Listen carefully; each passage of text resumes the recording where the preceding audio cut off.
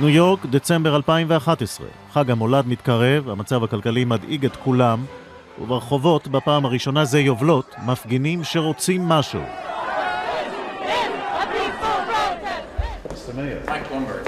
מייקל בלומברג הוא לא רק ראש העירייה, הוא מהאנשים העשירים בעולם עם שווי שמוערך ב-20 מיליארד דולר. אז למה הוא צריך את הכאב ראש הזה?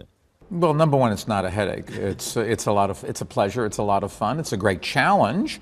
And there are always problems. Everybody wants something. Nobody wants to pay for them. There's no right answer to a lot of problems. And also, it's very satisfying because you get a chance to change the world. New York City is a place that people follow.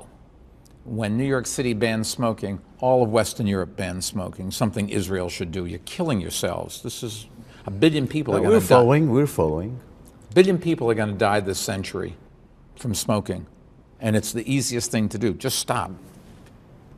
How did you start building your business empire? Tell me the story. Well, I got fired from my last place, and nobody called and offered me a job, and I was probably too proud to go out and look for one. So I thought, well, I had some ideas on what the marketplace needed, and I went and rented a one-room office. And the second day we had 2 rooms, and I went from 1 employee, namely myself, to 4. And today it's 15,500 people. We have 310,000 customers around the world. האימפריה של בלומברג כוללת טלוויזיה, רדיו, ובעיקר מסופים מיוחדים למסחר בניירות ערך שאיתם הוא התחיל את הכל. שכרו בעירייה $1 בשנה, והוא עבד קשה מאוד לשנות את החוק כדי לכהן קדנציה שלישית במקום 2. When you hear calls about redistribution of wealth or taxing the rich, what do you say? Well, I think what you're seeing worldwide, we've talked about the value of education. Everybody pays lip service to the fact that if you have a better education, you'll have better jobs, make more. If you have less education, you're more likely to be unemployed and you'll make less even when you are working. Those are nice thoughts and nice words, and they're in every politician's speech. But when all of a sudden you're seeing the economic effect of that, that is why you're starting to see a greater divide between the haves and the have-nots.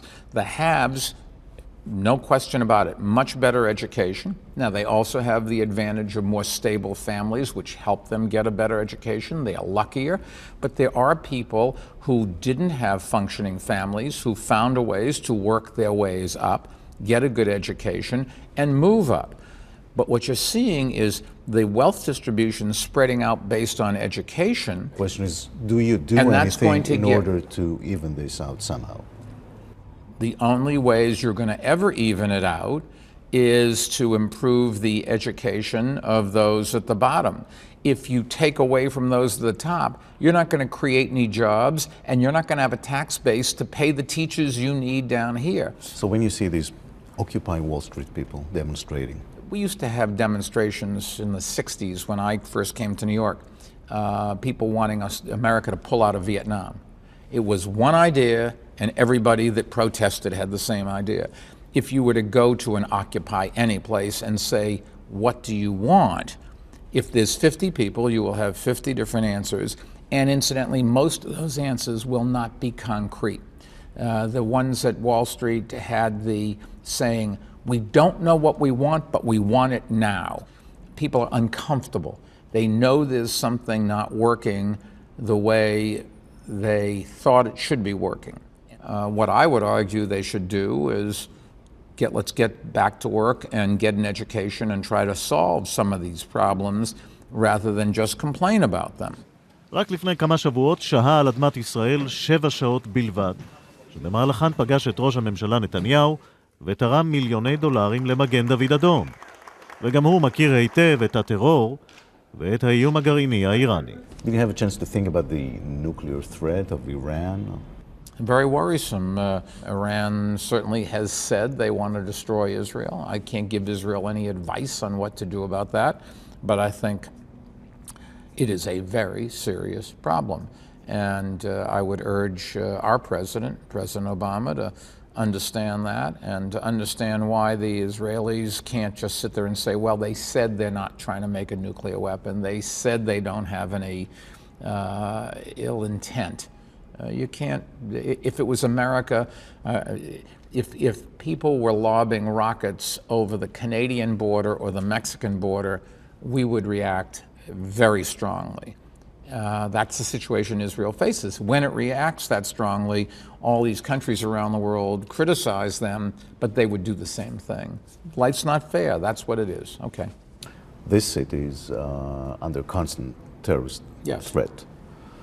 Can there be another September 11th? There can always be.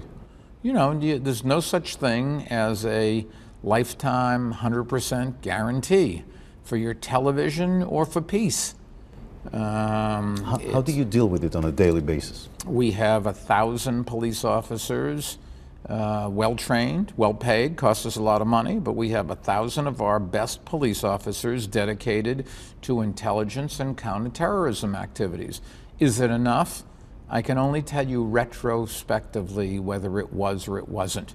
We have nobody's successfully attacked New York City since 9/11. Could it happen again?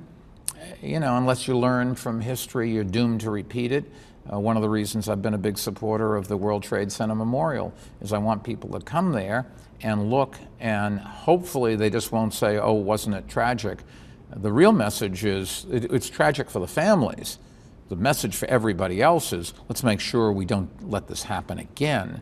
And if you let your guard down, if you start thinking that everybody's a good guy, we have a saying, good fences make good neighbors. The more I think you're a nice guy, that's fine, but let's keep it that way with the defense. Mayor Bloomberg, I thank you very much. Thank you. My pleasure.